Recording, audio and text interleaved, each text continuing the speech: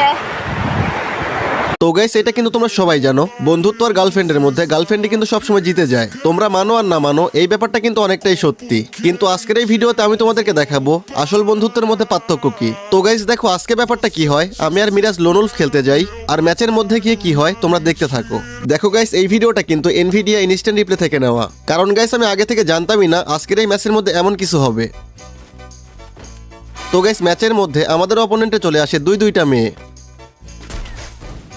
তো প্রথম রাউন্ডে কিন্তু আমি একাই গিয়ে দুইজনকে মেরে দেই। তো পরের রাউন্ডে মিরাজ আগে যায়, এরপর শুরু হয় আসল কাহিনী। আরে হাসিফ ভাই, দুইটা ভালো মেয়ে পেয়ে গেছি। আরে দুইটা মেয়েই তোমার সাথে টিম আপ করছে? আরে ভাই, এ দেখি লাভ ইমোট দিচ্ছে। ওদের ফ্রেন্ড রিকোয়েস্ট পাঠাবো আর ম্যাচ শেষে ডাইনামিক ডুও বানাই নিব। আরে এই মেয়ে তো আমাকে মেরে দিল। হ্যাঁ, তোর ডাইনামিক ডুওর মাই দেবো।